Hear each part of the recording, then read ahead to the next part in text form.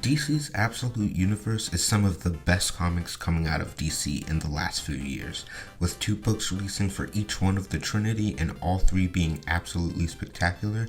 I've been asking myself, why does this work? DC took the same characters that have been known for generations and stripped them down of nearly everything that makes that character that character. Batman is no longer billionaire playboy Bruce Wayne. What are your superpowers again? I'm rich. He's simply a construction worker, a drifter in the Gotham community. Superman isn't some unlimited power godlike being raised by Ma and Pa Kent.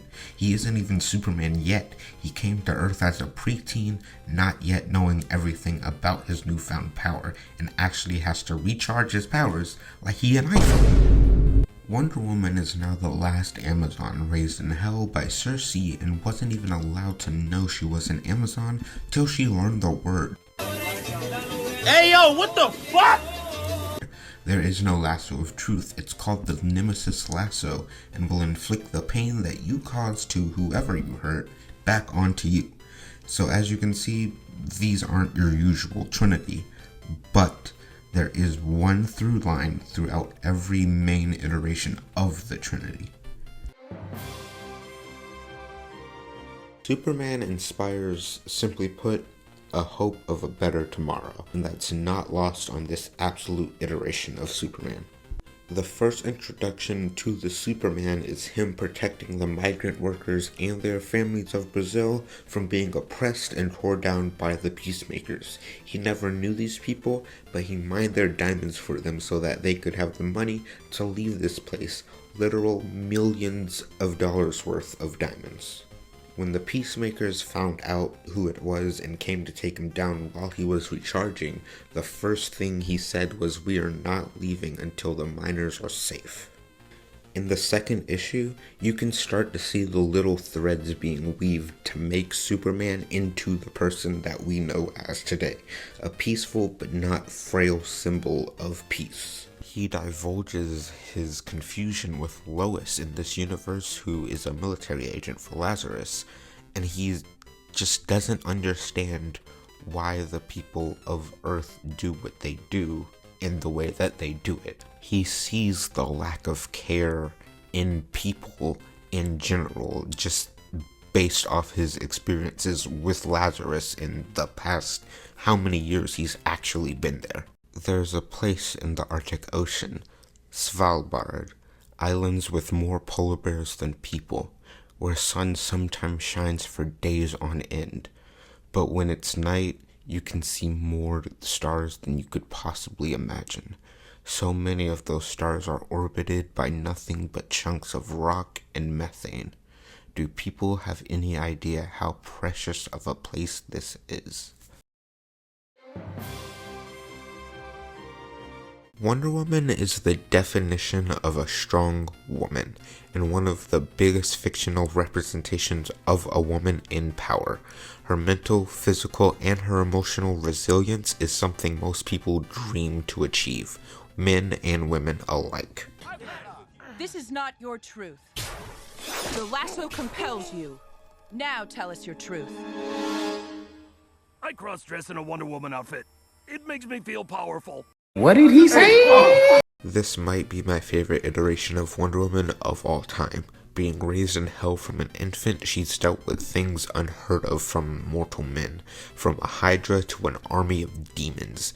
My favorite moment out of the 2 issues released so far, and what perfectly encapsulates this respect that she demands, is in issue 2, when she's butting heads with the army commander from the US. Her statue commands to be heard and her words command to be respected. This world is not prepared for what is coming to it, and you will need my help. But please understand that any effort to fashion me into yet another of your armed military-industrial complex will simply not be tolerated. I really think this is something that they should more often touch on in the main DC universe, because this is just peak Wonder Woman. Batman is justice. Batman will make you pay what you owe. you take from Gotham, he makes sure Gotham gets it back, because that is justice. I'm not a thief. I gotta do what I gotta do to feed my family. Fuck your family. And that's not lost on this absolute iteration of Batman. He's ruthless, violent, and if anything, this is how I like my Batman. Broke like me, resourceful and calculated. In the first issue, we're introduced to Batman through the eyes of Alfred. In this universe, he has nothing to do with the Waynes. He was simply contracted to track down a gang organization, but Batman just got in the middle of it. You're fast, steady, above all, focused, brutal yet precise. You're putting on a show. A leg stomped on so everyone heard the crack. An arm snapped over your knee, sending a message. You're enjoying it too. So bloody yet you miss each artery by just enough. No fatalities at all. Not one. There's just something about this Batman that feels so raw and gritty and oddly more grounded than it actually is. It just fits so perfectly into Batman, and this, it might be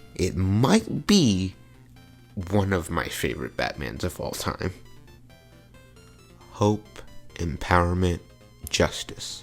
No matter the universe, no matter the timeline, at the end of the day, as long as Clark, Bruce, or Diana exist, these are the qualities that if you break them down to bare bones will always remain. And that is why the DC's Absolute Universe is the best modern take on these heroes. They fundamentally understand these characters to a level you could take everything out, but this one thing has to stay. They do it so beautifully.